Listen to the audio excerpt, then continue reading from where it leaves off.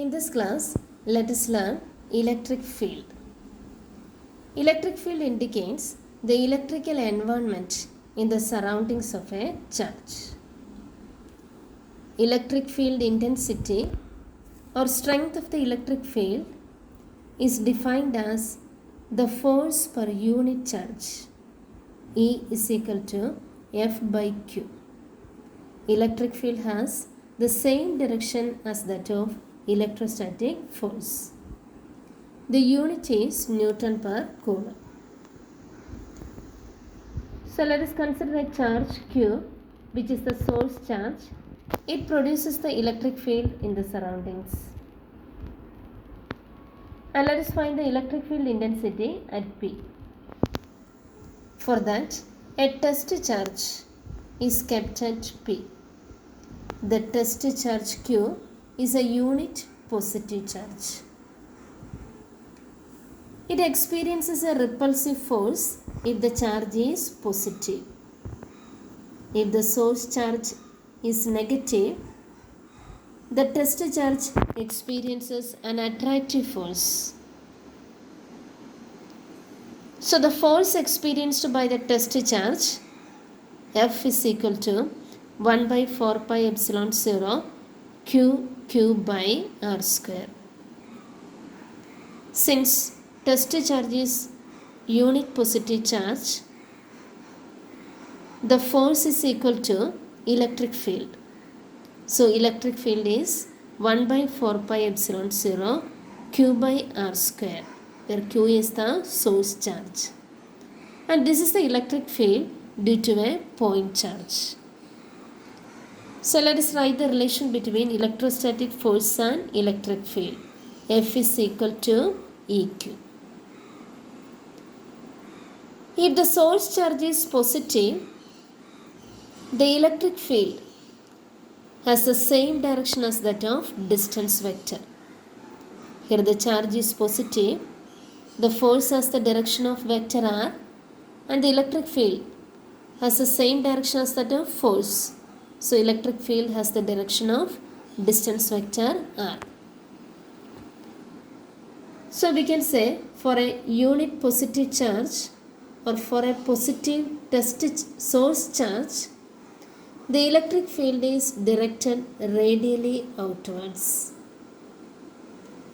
And for a negative source charge, if Q is negative, the electric field is 1 by 4 pi epsilon 0 Q by R square into minus R cap, because the force has the direction opposite to distance vector R.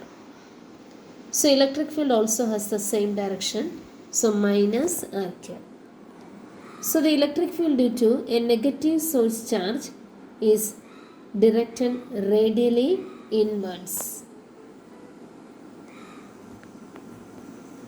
And the electric field depends on the source charge.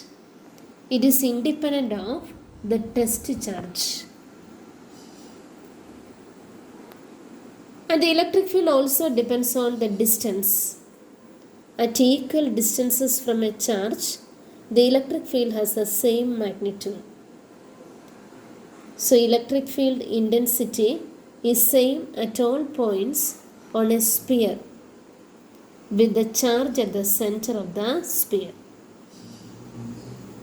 So we can say electric field has spherical symmetry.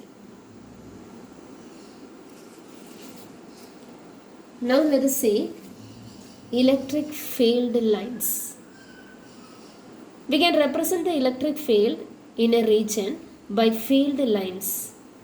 It is a representation of electric field. For a positive charge, point charge, the electric field is directed radially outwards. So these lines represents field lines. For a negative point charge, electric field is directed radially inwards.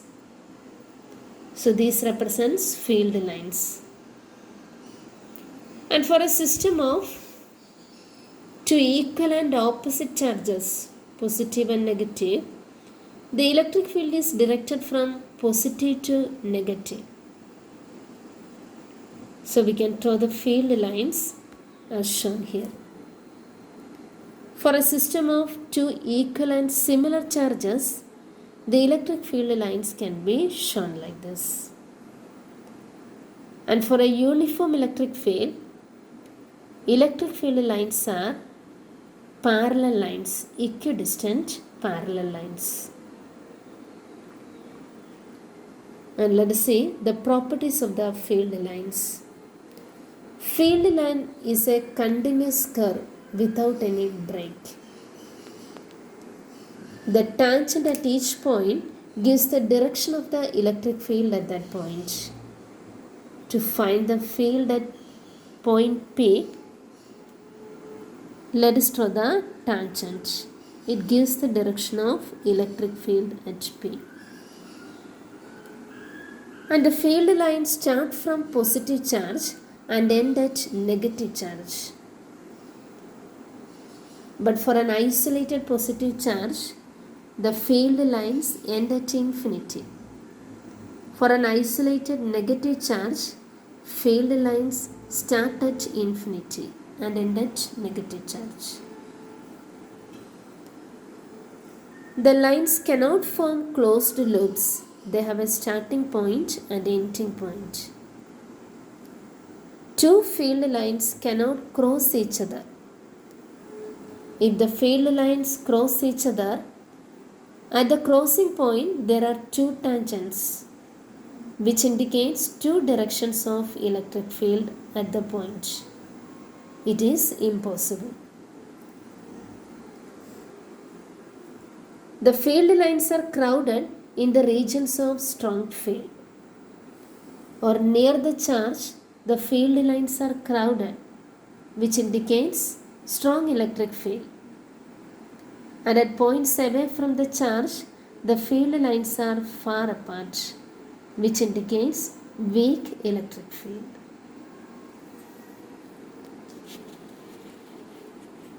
Now let us see the electric flux. Electric flux phi. It is a number of field lines crossing a given area normal to it. Total number of field lines crossing a given surface normal to it is the electric flux. And flux density is the number of field lines crossing unit area normal to it. And the flux density indicates electric field. So we are considering a uniform electric field and a surface which is inclined to the electric field. Delta S denotes the area vector. The area vector is along the normal. So electric flux is flux density into area. And the flux density is the component of electric field normal to the surface. If the angle between area vector and electric field is theta, the component of electric field normal to the surface is E cos theta. So flux is E cos theta into area. Area is delta S. Or flux can be written as E dot delta S, dot product of electric field and area vector. Dot product is a scalar quantity, so flux is a scalar quantity, and phi is equal to E delta S cos theta. In order to find the total flux through a surface, we should find the sum of individual fluxes. So summation E dot delta S gives the total flux. And unit of flux is unit of electric field into area. That is Newton per Coulomb into meter square. And flux is a scalar quantity. Thank you.